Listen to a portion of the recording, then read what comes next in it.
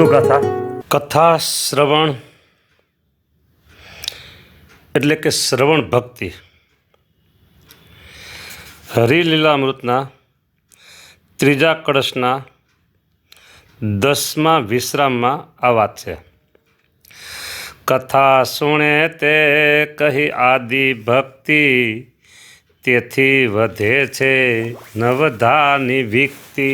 નવધા ભક્તિ, નવધા ભક્તિમાં જેને જે ભક્તિમાં વધારે રુચિ, વધારે પસંદ, ખાસ કરીને અમુક ભક્તિઓ દરેક લોકોના જીવનમાં હોય છે. અને અમુક ભક્તિ, 9 પ્રકારમાંથી અમુક ભક્તિ કોઈકના જીવનમાં હોય છે. જેમ કે આત્મસમર્પણ ભક્તિ એ ઓછી હોય, પાદ સેવન ભક્તિ એ ઓછી હોય, કીર્તન ભક્તિ જોરદાર, શ્રવણ ભક્તિ જોરદાર, આવી ભક્તિઓ જોરદાર હોય. એ બધી ભક્તિની પુષ્ટિ માટે શ્રવણ ભક્તિ અગત્યની છે. કઈ ભક્તિ? શ્રવણ ભક્તિ અગત્યની છે. હતા જનો જે જગમાં કુકર્મી, કથા સુણાથી જ થયા સુધર્મી. કુકર્મી લોકો હતા. કુકર્મી એટલે ખરાબ કર્મ કરનારા લોકો, બરાબર, થઈ ગયા સુધર્મી. બોલો. શરીરનો મેલ જડેથી જાય, કથા સુણાથી મન શુદ્ધ થાય. હરિ કથા જે ન સુણે જ કાન, તેને હરિનું નવ થાય જ્ઞાન. બુદ્ધિ હોય, હોશિયારી હોય, બરાબર, અને વાચાળ શક્તિ હોય, તો એના મોઢાથી ઘણું બધું એ બોલી શકે, સમાજને આપી શકે, કહી શકે, પણ સ્વજીવનમાં તેનું કોઈ ફળ હોય નહીં. હરિકથા જે કાન સુણતા નથી, તેને હરિનું નવ થાય જ્ઞાન. હરિનું નવ થાય જ્ઞાન. હા, ત્યાં થોડુંક અટકીએ આપણે. જો એક બાત સુન લીએ. આત્માનું જ્ઞાન અને પરમાત્માનું જ્ઞાન, આ બે જ્ઞાન અવશ્ય જોઈએ. આત્માનું જ્ઞાન એટલે પોતે કોણ છે, અને અહીંયા કીધું ને નવ થાય હરિનું જ્ઞાન. હરિનું જ્ઞાન એટલે પરમાત્માનું જ્ઞાન.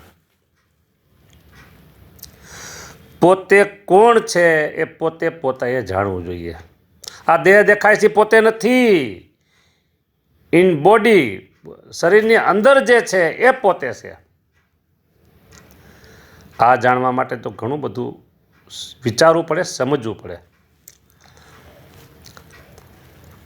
સ્વામિનારાયણ ભગવાનને આપણે ભગવાન કહીએ એટલાથી એ પૂરતું થતું નથી.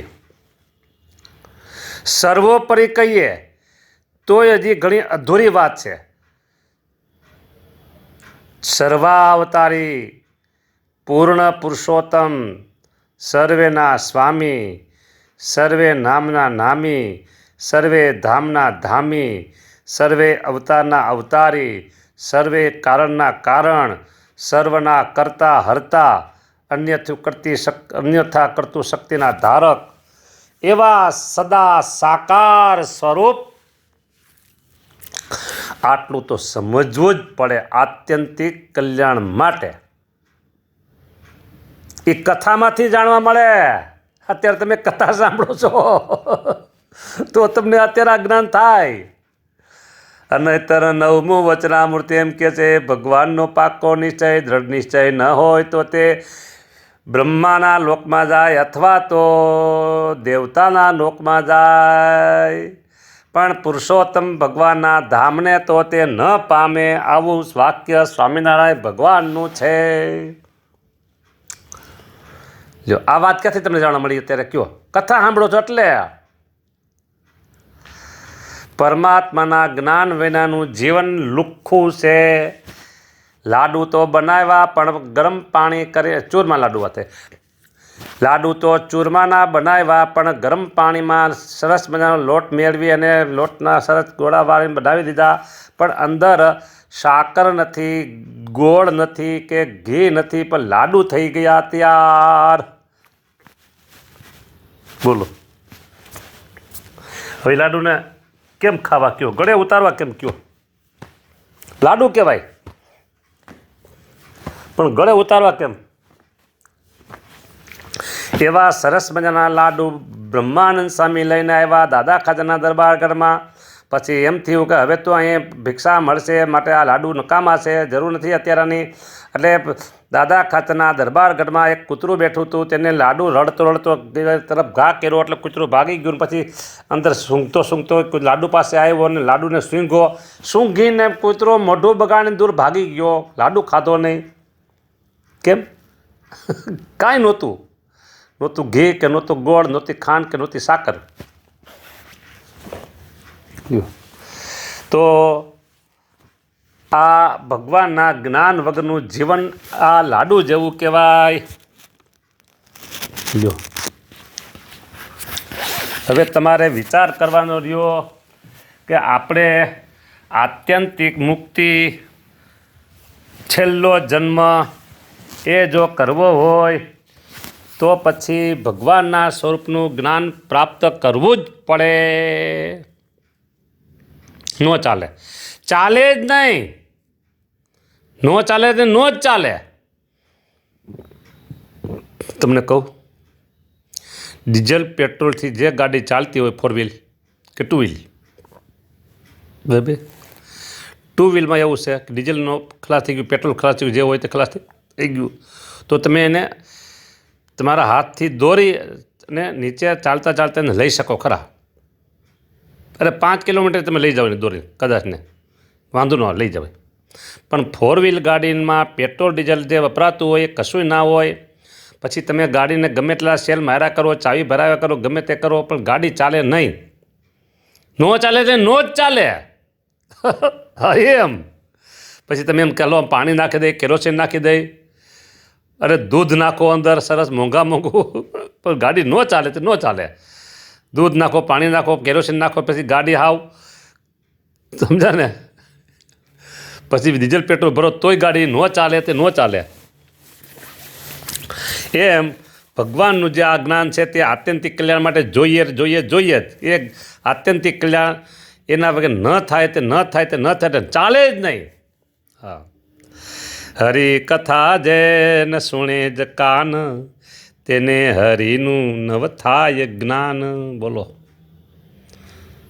હા, 5 વાર કથા જहाँ થાય, સાંભળવાને સદૈવ તે જાય. કાંઈ કામ કાજનું કાઢીને બાનું, નવ છાંદ ઉટાણું કથાનું. એ કામ હોય તો તે પછી કરવું, પણ કથામાં તો જરૂર વિચરવું. કેવી સરસ મજાની વાત છે.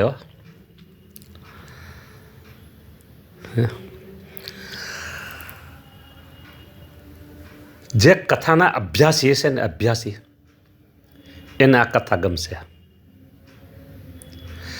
બાકી તો હસાવાની વાત આવે, જોક્સ આવે, ખડખડાટ હસવાની વાત આવે, મજાની વાત આવે, હા, મજા આવી ગઈ. અરે બા, હા, એમાંથી ભગવાનનું જ્ઞાન ન થાય. જોક્સ આવે, ખડખડાટ, હાસ્ય કલાકાર, એમાં ભગવાનનું જ્ઞાન થવું હોય તો થાય, પણ એમાં શું છે, જોક્સ બધા હસવાની વાત હોય. મનોરંજન કહેવાય. મનને રંજન પમાડે, આનંદ પમાડે, એ મનોરંજન છે. અને આ છે આત્મરંજન. કથા છે ને ભગવાનની, એ આત્મરંજન છે. મન તો લુચ્ચું છે, નાલાયક છે, ખરાબ છે, જેટલું કહેવું એટલું કહી શકો મનને. હા, શિયાળિયાની જેમ, બગલાની જેમ. અને આત્મરંજન એ ભગવાનની કથા.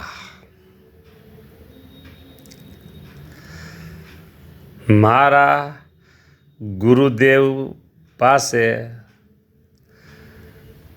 વર્ષો સુધી કથા સાંભળી.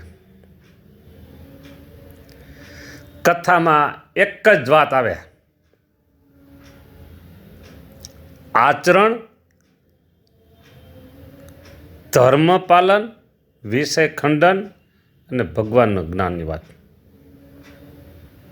હા, ભગવાનના જ્ઞાનની વાત, વિષય ખંડનની વાત, જગત નાશવંતપણાની વાત, પંચ વિષયને જીતવાની વાત.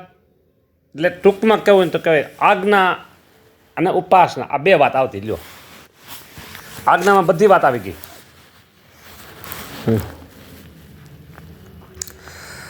ભગવાનના ધામમાં જવું હોય અને છેલ્લો જન્મ કરવો હોય ભાઈઓ, ભગવાનની કૃપા કયો, મારા ગુરુદેવની કૃપા કયો, સદગુરુઓની કૃપા કયો, આ સેવકને એક તાન છે, જબરજસ્ત તાન છે. કોઈ રીતે કરવી વાત હરિ કૃષ્ણની, હેત દેખાડી હરિ યાતણું, કાઢી લેવો કાળ મુખથી, એવો ઉપકાર કરવો ઘણું.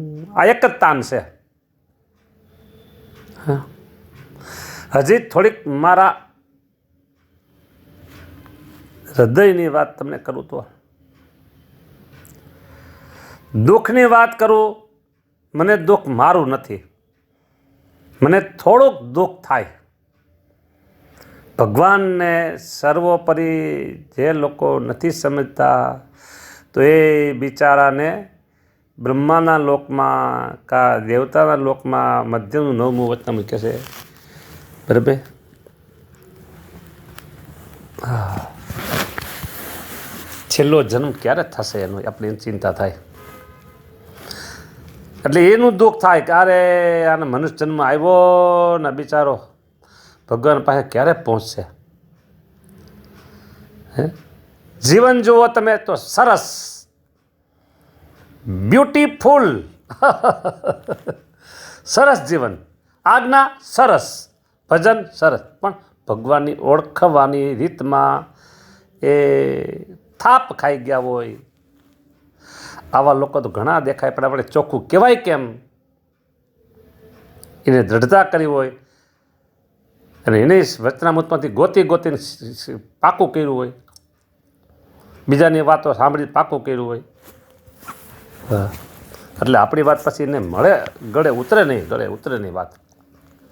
પણ ભાઈઓ, છેલ્લો જન્મ કરવો હોય ને, હા, એક અને માત્ર એક પુરુષોત્તમ નારાયણના સ્વરૂપની અચળ નિષ્ઠા, પતિવ્રતાની ભક્તિની ટેક, મારા ઈષ્ટદેવ જેવા કોઈ નથી, બસ કોઈ નથી, એટલે કોઈ નથી, તો એનાથી પર પણ કોઈ નથી. સર્વોપરીને સદા સાકાર છે, સહજાનંદ ભગવાન જીવનું તરત કરે કલ્યાણ. હા, આવી વાતો છે. લ્યો, છેલ્લો જન્મ કરવો હોય તો આ સેવકની વાત થોડીક માનજો. અહીંયા આપણે આ ટોપિક ઉપર કથા પૂરી કરીએ અને આગળની વાત નેક્સ્ટ ટોપિક ઉપર જઈએ, નેક્સ્ટ ક્લિપ ઉપર જઈએ.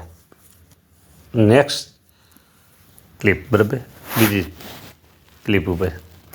અહીંયા 14 મિનિટ થવા આવી છે અને કથાને વિરામ આપીએ છીએ. જો આપણે સ્વામિનારાયણ છીએ તો સ્વામિનારાયણનું જ્ઞાન આપણે પૂરેપૂરું હોવું જોઈએ. બરાબર? આપણે કોઈના ખંડનમાં મંડનમાં ક્યાંય પડવું નથી. આપણે આપણી જ લીટી લાંબી કરી જવાની. બસ મારા જેવા મહારાજ બીજું કોઈ છે નહીં. હવે આગળ વધીએ. ચાલો, હું પૂરું કરું છું. જય સ્વામિનારાયણ. પછીની ક્લિપ સાંભળજો આના પછીની તરત જ.